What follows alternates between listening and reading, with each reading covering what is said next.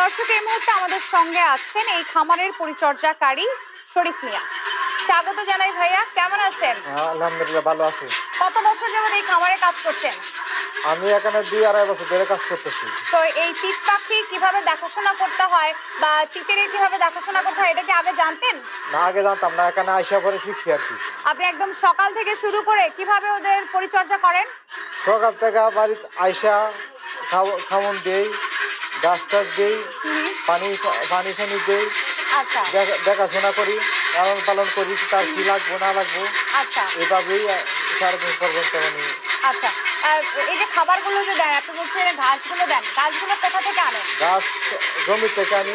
জমি থেকে আনেন? হ্যাঁ। বাজার থেকে কি কোনো কিছু কিনতে হয়, ঘাস কিনতে হয়? না, বাজার থেকে গাছ কিনতে হয় না, বাজার থেকে মানে খাবার আনতে হয়। আচ্ছা, ফিড দিনে কয়বার দেন? ফিড প্রতিদিন 2 বার। 2 বার। হ্যাঁ। আর এই সবুজ ঘাস? গাছ দিই, গাছ কতক্ষণ পর করে দিই। আচ্ছা, খাওয়ার পর। এই যে আমি যে ডিমগুলো দেখতে পাচ্ছি, এই ডিমগুলো কি এভাবেই থাকবে এখানে? না, ডিম এবার থাকবে না, ডিম সারাদিন খাওয়া দাওয়া করা। আসল ফল থেকে তৈরি সম্পূর্ণ প্রিজারভেটিভ মুক্ত ফ্রুটিকা, পিওর মানে ফ্রুটিকা।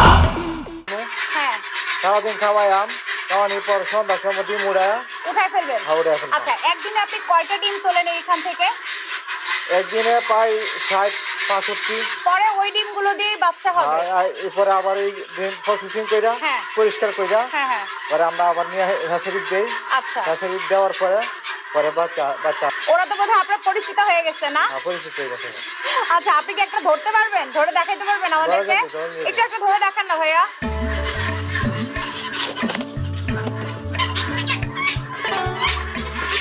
আচ্ছা, ওরা তো অনেক লাফালাফি করে তাই না? লাফালাফি করে। আচ্ছা, মানে সবসময় কি একটু ছটফট করে ওরা? সারাদিন সবসময়। সবসময়? মানে এটাই কি ওদের অভ্যাস? হ্যাঁ, এটা 24 ঘন্টাই। খুবই সুন্দর এবং কালো সাদা ছোপ ছোপ একটা রং আছে, রং আছে। আবার মুখের এদিকে একটা লাল ঝুটির মতো আছে। এটার ওজন কত হতে পারে ভাইয়া? আপনার শরীরে 800-900, মানে 1 কেজির কাছাকাছি। 1 কেজি। ছেড়ে দেন। শরীফ ভাই, আপনার সাথে অনেক কথা বললাম, অনেক ধন্যবাদ। ভালো থাকবেন ভাইয়া। আল্লাহ হাফেজ। জি, আল্লাহ হাফেজ।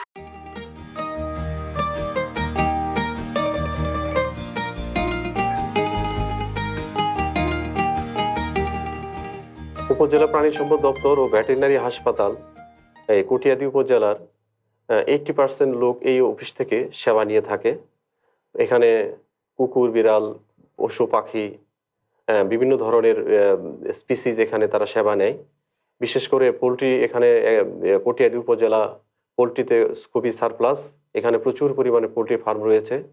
সেই সঙ্গে এখানে ফ্যাটেনিং মোটাতাজাকরণ প্রকল্প অ্যাভেলেবল রয়েছে এবং তরুণ খামারিরা এখানে তারা উদ্যোক্তা হিসেবে এখানে আসতেছে এবং কর্মসংস্থান সৃষ্টি করতেছে। এছাড়াও এখানে আমাদের অফিসে আমাদের ভ্যাকসিনেশন কার্যক্রম চলমান রয়েছে।